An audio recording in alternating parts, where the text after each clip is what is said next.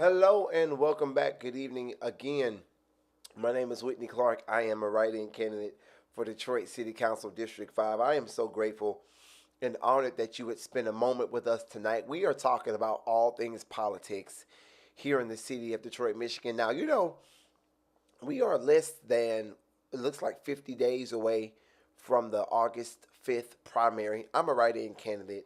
I'd love to have your support. Go to WhitneyClarkForDetroit.com or scan the QR code that you see on your screen for more information about my campaign, my mission, and how you can support the the campaign.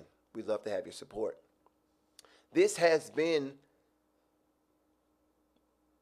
a campaign just from the top down, and the top being the mayor's race.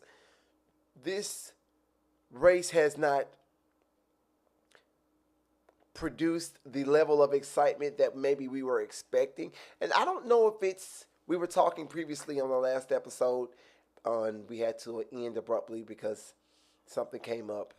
Nevertheless, we were talking in the last episode whether it's more a result of the players you have in the draft, if we can make this a sport, politics being the sport, is that because of the players, or is it because of the media apparatus and our ability or inability to ask the questions and really pull the candidates out into the conversations that are actually important to those who are going to be voting?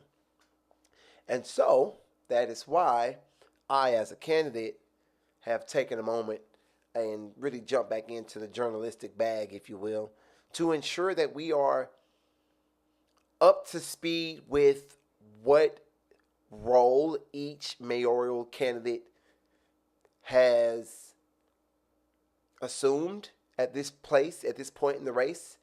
Everyone has their role. Typically speaking, in every election cycle, you have a villain, you have an outsider, you have a dark horse, you have a front runner, right? You have someone maybe that you feel is just running to run.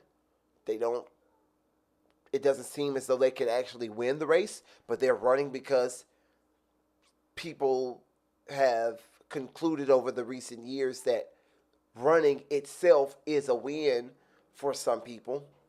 And so you have a number of different motivations and therefore a number of different characters that take shape in the election cycle. And I think that we are at a place where the characters are really taking shape. We're going to delve into that a little bit more. Again, I was talking a few moments ago, and we were beginning to go from top to bottom, if you will, talking about the different candidates and really talking about what they represent and what their role has been up until this point in the race. Let's jump back into that. I didn't get too deep into it, so I'll start from the beginning again. Miss Mary Sheffield is the front runner and the presumptive, winner of the primary and potentially the election overall. First female mayor for the city of Detroit. First African American female mayor for the city of Detroit. She will be, if in fact she is successful, on August the 5th and the November general election for the mayor's race. We talked a few moments about her on the previous episode, and so I won't belabor her position as the front runner. I'll say a little bit of what I said in the previous episode, and I encourage you to just go check it out. But she is capable of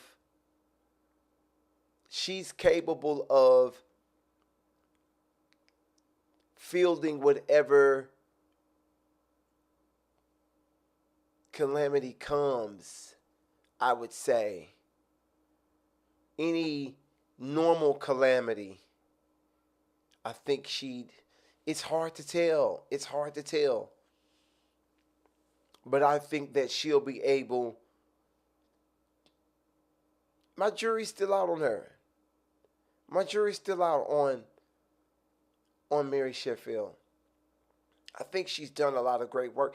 And for me, it's not necessarily about what you've done. I think that's an element of, you know, gathering a opinion about someone, but this is more so from my perspective a forecast of what type of mayor each candidate will be.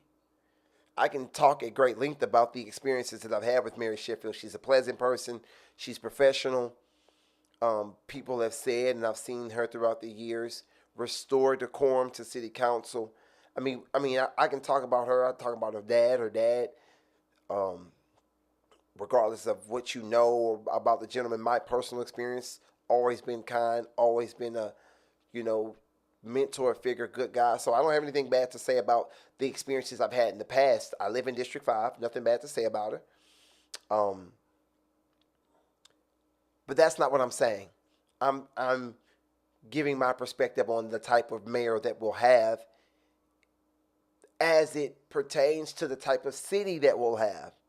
Because we're going to be coming up against some very challenging moments. At least that's what we anticipate. And so I am asking myself who's going to be the best person to navigate the tumultuous moments that we believe are forthcoming. That's where I'm at with it. And that's the part where I'm not sure about Mary Sheffield. And I think that's in large part because of the dichotomous character that the roles that she has assumed. And I'm not saying that, the candidate has consciously assumed these roles. I'm saying there's a combination of what the candidate has done, what the candidate has not done, said, and has not said, and then what the media has kind of formulated. She's the front runner. That's what she's been named as. And then she's also the one person at the top of the race who's been closest to everything Mike Duggan has done, the current mayor. So there you have that. You have this element of she was in the room or just outside of it during all of the pivotal decisions that have been made throughout his entire tenure. And so the challenge for Mary Sheffield is just that. How do you take credit and get the public to associate you with the good things and not on the bad things? How do you do both of those? How do you do that? And I can say she's been able to do that because I don't think anybody's pressed her on it in a way that, she can't. She's great. She's a politician too. You know what I mean? And in this race rather, to have a polished, real politician standing on the stage next to other people who aren't real polished politicians. Like even Pastor Kinlock is not the speaker that she is. She's a straight speaker. And Kinlock is a fluff speaker. He'll tell you that the prize will be pursued if you press on through the principle. It's like, okay, that makes sense. Yeah, it does. But you took the most fluffy route to your point. And I think that kind of comes from his preaching background. That's one of his speaking styles. And so he'll do that. He'll tell you it is time that we take to task the tumultuous trouble starters that have traversed our town. It's like, and listen, if you listen to them in church, it's, man, ooh, it's good. It's great. But that has not translated into the political sphere, that world, like Mary Sheffield. Mary Sheffield is she's a sharp thing. You know what I mean? And I'm a student of the politics. I'm talking about the pivot. I'm talking about someone asking you. They've said that you don't show up to meetings. And then, the pivot back to your talking point. You know, I'm not this, da, da, da, da. It's not my point to meet with everyone. But in reality, it's my job to get things done. Blah blah blah. And then she goes into what she's gotten done. That's a polished political maneuver. Somebody asks you something that's an unfavorable question, and you find a way to not seem like you're offended.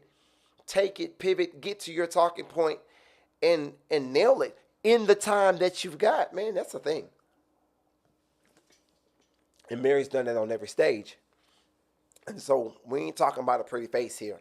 We're talking about the political calculus that it takes to run for mayor when the lights get bright. And she's stepping up. We're going to get into a couple of clips here in a couple of minutes. I want to at least give you an opportunity to hear the closing remarks of all of the candidates. But we are going down the list. And at this point, if the election was today, I'm laying out for you basically the role of each candidate in the race, as we're talking mayor's race. Excuse me. Now, again, we at Mary Sheffield, front runner, and the jury is out as to how she's going to handle the big tumultuous moments, but I think she can keep doing what's been done. I think Mary Sheffield can continue to do what's been done in the city. There'll be more development. There'll be more groundbreaking. There'll be more, action. There'll be more things going on. I have no doubt that she can do that.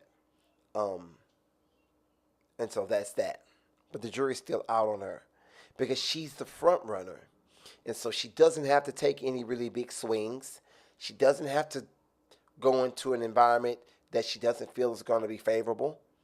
And I haven't known her to not show up to anything. I've been in a couple of mayoral forums that she didn't show up to. But, she is also council president, right? So she's got a full-time job that we can see. And so she may not be able to make it to everything. But this most recent mayoral debate, from Mary's perspective, was just don't take any big hits. And obviously, with her being the front runner, people took some big swipes at her, But she's just polished, man. She's polished. And she's hard to get. We're talking politically here. She's hard to get a solid hit on because of just, she stays focused. And so, but one thing we can say, one thing I did conclude about Mary that you can conclude, because a lot is inconclusive about her for the reasons I've just stated. She's a front runner. She's just got to stay the course. She doesn't have to take any big risk. She's just got to meet the moment, look like a mayor, and she'll be fine for the most part at this point. But what I can say about Mary is whatever powers that exist above us all, they want her. That makes sense? What type of mayor she's going to be in the most chaotic moments, what her administration is going to look like, if she's going to have a kid. Listen, she comes from a legacy family. So it's like, politically, listen, this is a political thing. This is a public family. And that's a part of the calculus. Is she going to have a kid? You know what I mean? What type of mayor she's going to be, newly married? Is she going to start a family? How is she going to generate? We don't know that about Mary. But we do know if there are big decision makers above us and they are looking at who they want to do their business with next, and they could just have their pick and just cancel the election, if for nothing else, continuity's sake, it'd be Mary Sheffield. So that's one thing we can conclude. She's the one that they have chosen. And I point that out because for some people, this race is about how they feel about they. Yeah. For some people, their motivations in this election may be the same motivations that motivations that you may have seen in the presidential election, where constituents weren't voting for someone, they were voting against something else. Right? And so that's the variable that Mary has to deal with. Is like, how much do the voters dislike the people who want her? Does that make sense? And so that's my conclusion on Mary. It's a lot of question marks that still exist, and they should, because these candidates have not gotten into the weeds about their political processes and the how-tos of their political plans. Very few of them have gotten into the weeds about this yet, and so there should still be question marks. But we can say she's been chosen by those who can choose, and she's the front runner for a reason. They've swung on her, but they haven't really connected, and she's met the moment. She's met the moment, in every forum that she's been on. Probably except this one. And I'd still call it a tie between her and the next gentleman, who is who I would say is probably number 2 in the race, right? Pastor Solomon Kinloch Jr. He, as far as I can tell, represents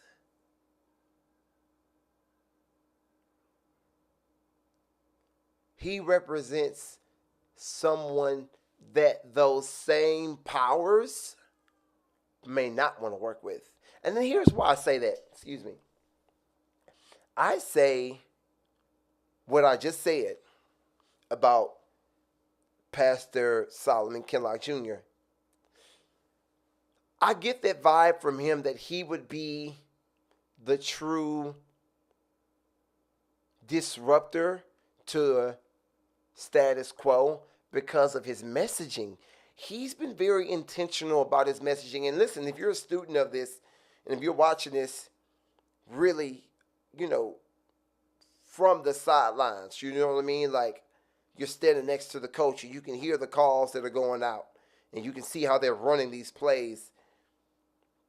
If you're standing that close to this race and you understand the psyche behind political messaging, and you're listening to who the candidates are talking to in the forums, he's always talking to the people. Always. Now that I've said that, pay attention. He's always pivoting back to opportunities for people. We're not going to lord over people. We're going to give people opportunities. You can address it. And listen, I've picked up what you put down, Kinloch and team. Your political messaging has been clear. You will represent a win for people. Now, every candidate has to deliver what they present, right? Mary Sheffield presents the inevitable, the impossible. Success for downtown and the neighborhoods. And that's something that's a thing to deliver. And that's her messaging. His messaging is the people will have a voice. The people will have an opportunity. The people will have resources. The people, the people, the people. And throughout a political season, which seems like years, we're what, 45, 50 days away from the primary, but this seems like forever. You feel me? And that messaging has been getting through. It's been getting through. I'll be sincere. I'll be sincere. I'm a constituent, as well as a candidate, as well as a journalist, as well as a stakeholder, business owner. That's been piercing. And so he represents who they might want the least. She represents who they might want the most. And Jenkins represents, she gives me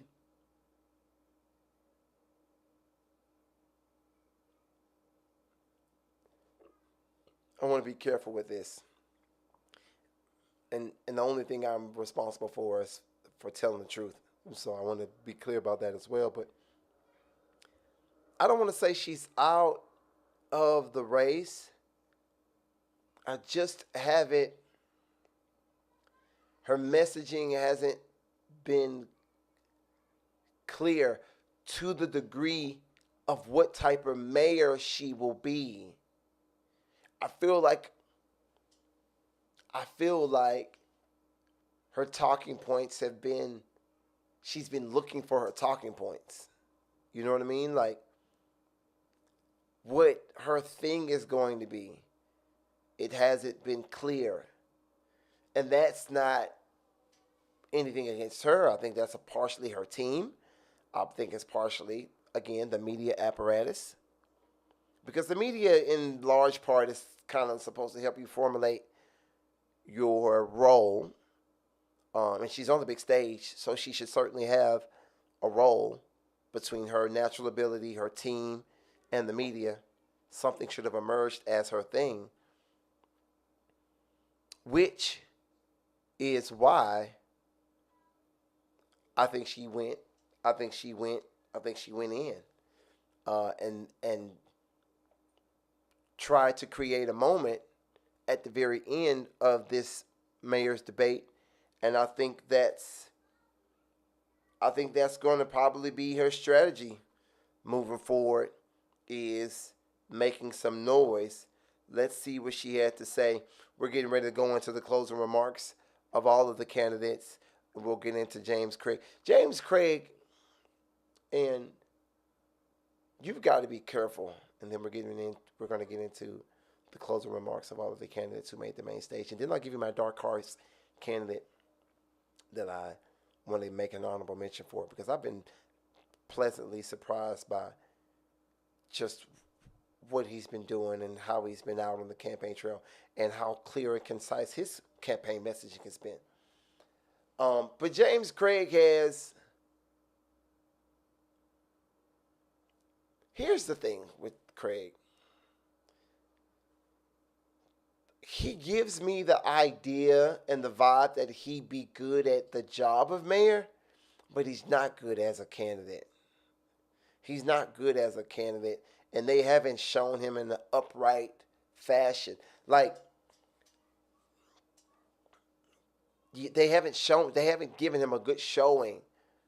You know what I mean? Like, he hasn't had a good showing, and when you hear him talk, you feel like he's a good decision maker, an honest broker,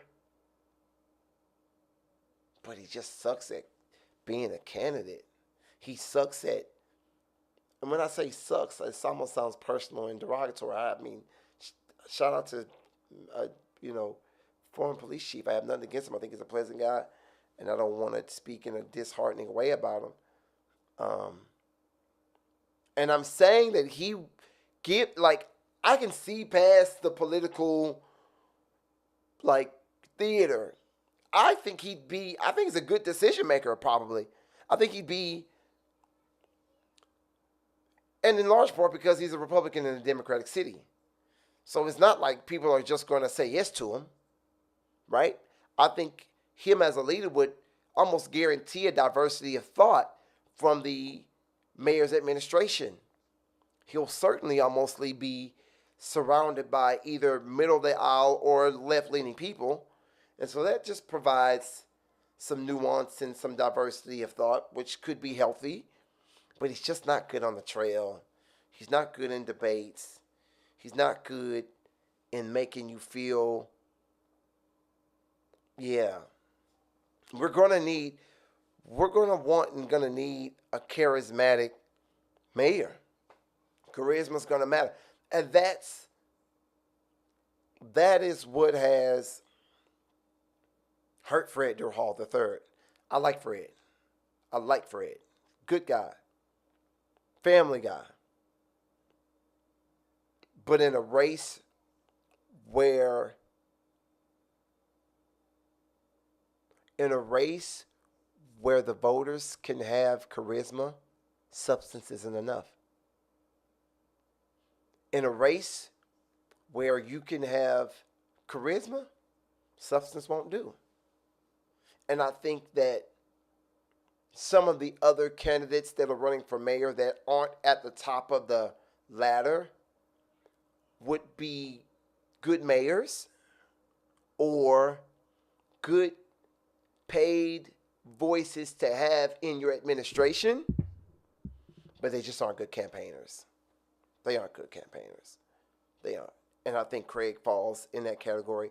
I think Joel falls. Listen, I've had the privilege of kind of talking to this gentleman a couple of times off the record. He's a good, sharp mind. You know, but the people that run these campaigns have got to, there's just really a shortage of political talent really everywhere that you look. But you got to have somebody that's running your campaign that can paint you in a good light. Let's get to Chantel Jenkins' closing remarks, or at least a portion of it, so we can see what her lane is going to be from now on. Her lane is going to be throwing things at the wall. Her messaging has not stuck. And that's not good or bad, because I feel like you come into a political cycle with a message, and either it sticks or it doesn't, and then you spend some time trying to find your message if it doesn't stick, if your initial one doesn't stick. And hers just, none of the ones that she's leaned towards have stuck. And that happens. You can still win a race having not carved out your political message at this point, or it not being clear. But at this point, you got to start throwing stuff at the wall. That's what she's doing. Let's check it out. So the choice is clear. If you want a future that includes more guns in schools, locking up our kids, Craig is your guy.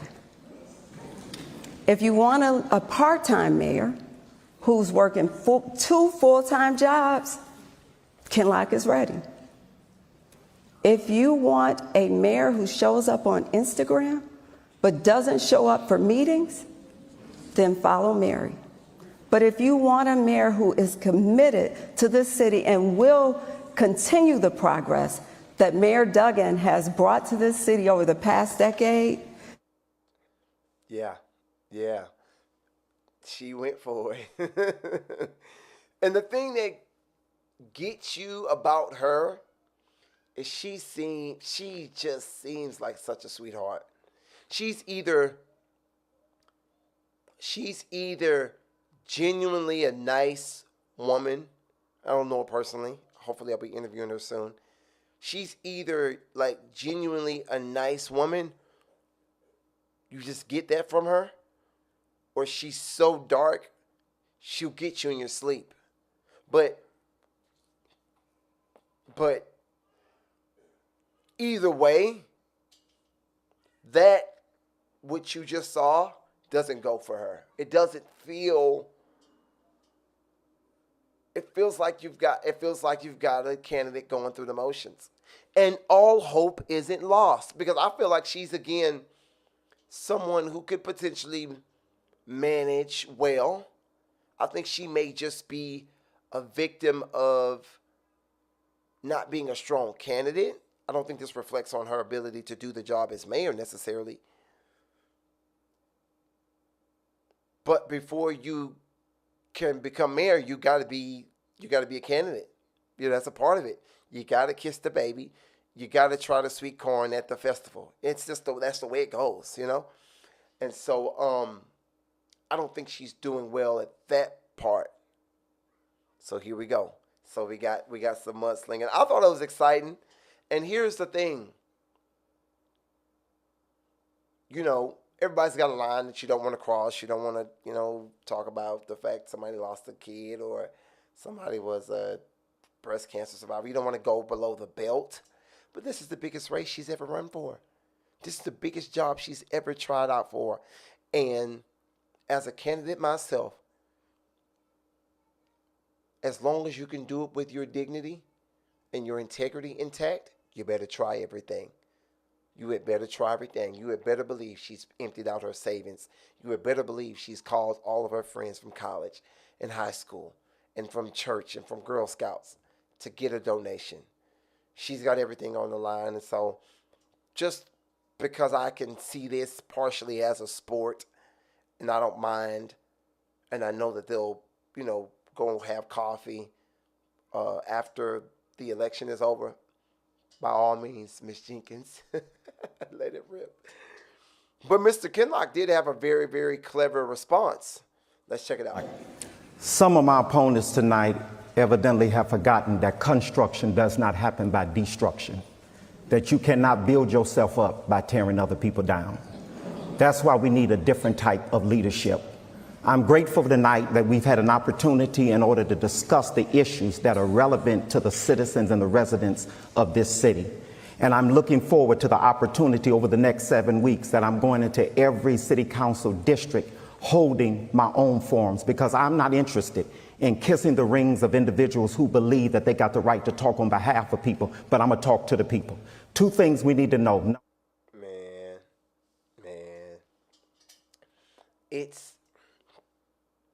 It's religious talk, but there's a consistency to the idea that he's doing this for the people. And listen, again, this is my own speculation.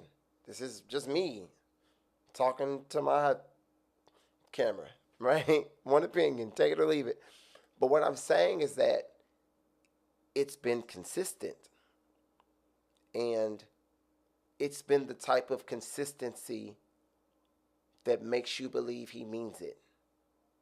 Let's check out Miss Sheffield. Let's bring her up.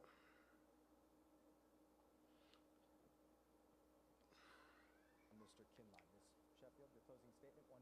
Thank you so much. Detroit, you inspire me every single day. And it has been an absolute honor to serve in this city. I have been here with you, alongside you, fighting for you. Whether it's in the streets, boots on the ground, connecting and empowering, or in the suites, passing policies and programs that directly impact your quality of life. We have accomplished so much. Oh, we can't hear it. That there's still so much more that we can do together. Imagine a Detroit where housing is affordable, where our educational system is strong, where our neighborhoods we can't hear that. And vibrant, where safety is a right and not a privilege, and where economic opportunities are within reach. I'm sorry, that's a little low. That may be a little low. So yeah, we'll have to pull that back up and get that good. I don't want Mr. Sheffield to send his goons. You're gonna hear what his daughter said. No, I'm joking. Shout out to Brother Sheffield, Pastor Sheffield. But she was good. My point still remains, even if you couldn't hear what she was saying, it was a polished closing remark, consistent, She's pointed to the things that she should be pointing to while selling herself. And so it was very, very good. I don't even remember Mr. Craig's closing remarks. They were forgettable. He's the type of guy that, again, might just be a good decision maker, a good mayor, but he has, in large part, I guess, just made it to this point in the race because he represents, the right, someone being from the right side of the aisle that give, the voters in Detroit some type of diversity of thought. But other than that, if it's just on merit, I'd give that fourth spot to the dark horse of the race. We're going to close out with my guy, Mr. How's he my guy? I can't remember his name. Mr. Todd Perkins. Todd Perkins is a dark horse in the race. Good position. I think his position is one of the people as well. His position is one of, asking for more. And so look him up, check him out. He didn't make the big stage, but I think that if there is someone that could shock the crowd, I don't think it'll be any surprise for Mary to be at the top. I don't think it'll be any surprise for Kinloch to be at the top. I don't think that Ms. Jenkins at this point is going to get the traction that she needs, because she's not close enough in the race to make one of the two top players engage with her. Like she can swing, and at this point, Mary can ignore her and just let her go away after August 5th, And so, and that's nothing against her. I mean, listen, I'm a write-in candidate. I'm not writing anybody off, right? I want to be written in. So I'm not writing anybody off, certainly. But there's a political calculus to it. There are people that are looking at my race and say, statistically, because he's a write-in candidate, he don't have a chance. Hey, so be it. What else can we do to gain traction? What else can we do to get our name out there? What else can we do out there to sell the vision of our campaign and let people know that we are good decision makers, that we're common sense people? We can do something, and we've been creative about that. That's why we've got a platform like this. Another avenue for people to see what type of temperament I have. And as you spend time with me, hopefully you'll feel like, that's, I don't even agree with that guy all the time. But I can say he's the type of person that will be an honest, common sense broker. I'll vote for him in city council. And so again, we all have statistical challenges. I'm not writing Ms. Jenkins off. What I'm saying is that at this point in the race, the race is taking shape, and she has not found herself in the front of the pack. That's all I'm saying. Anything can happen. Something miraculous needs to happen in my race, and so I'm praying for that. Nevertheless, the question now becomes, what are you doing to make up that lost space? What are you doing to make up that lost ground? And her taking that type of swipe is her attempt at making up for that lost ground, and we'll see if it lands. So those are the people that we've got. Got to mention some of my other acquaintances. Mr. John Barlow running for mayor. Shout out to him. I mentioned Mr. Joel Hashim. Shout out to him. Mr. Fred Duhall III, City Council District 7. Shout out to that great brother who's also in the race. Man, I hate if I'm forgetting somebody else. I think those are all the people. It was like 8 people, right? 7 or 8 people. So shout out to everyone. And then obviously the people who were on the stage, Mr. Craig, Ms. Jenkins, Mr. Kinloch, and Ms. Sheffield, Council President, District 5. My name is Whitney Clark. I'm a write-in candidate for City Council District 5.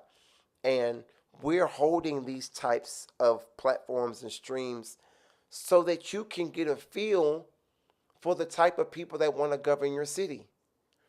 And if nothing else, you'll see that I'm an honest broker. I'll call a spade a spade. If I'm with you, if I'm with you, right is right and wrong is wrong.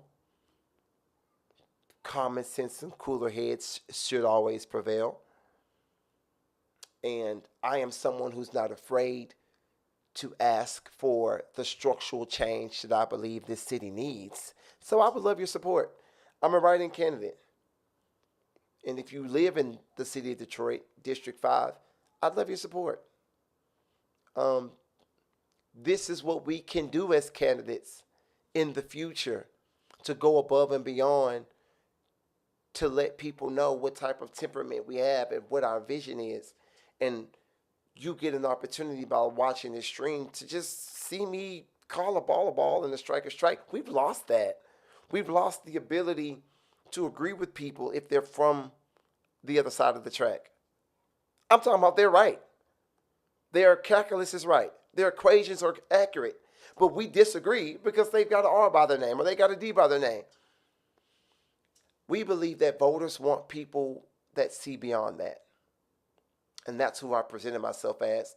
And that's why I want to walk with you through this process of picking your city council candidates, your mayoral candidates, and next year your gubernatorial candidates and your Senate candidates and your congressional candidates. Because I believe that's the role of city council. So much of what we want, so much of what we try to get done in the city council chamber hinges on the movement you have at the state and federal level. So I believe that a large part of doing your job effectively is organizing people regionally so that we can create movement on the big state issues. That's my position. And so I would love to talk about all of the races, all of the things that are going on that impact our voters so that we can continue to come together, because we don't get movement. We don't have our voices heard until we what? Coalesce. And so your most local leaders should also be organizers. People that call other prospective candidates out to have conversations and galvanize and organize behind those individuals so that we can all be rowing in the same direction. And so, yes, I'm running for City Council District 5 as a write-in candidate, but I'm also walking with you step by step to ensure that we make sure that the candidates who are running for mayor, Congress, and beyond are answering the questions that we're asking at our dinner tables. That's what we've got to ensure. And so that's what I'm doing. Having these conversations, checking in with you, letting you know how we see the race so far, giving you another perspective, and really trying to guide you to both sides of the story. Yeah. So I hope that you enjoy. Please go to WhitneyClarkForDetroit.com for more information as to how you can support my campaign and my movement. We're running to protect our seniors. We want to improve our schools, reduce our taxes, deregulate the housing market, and give families, everyday working families, an easier, more broad pathway back to home ownership. That's a part of our platform. Whitney Clark, FOR Detroit. I'd love to have your support on August the 5th.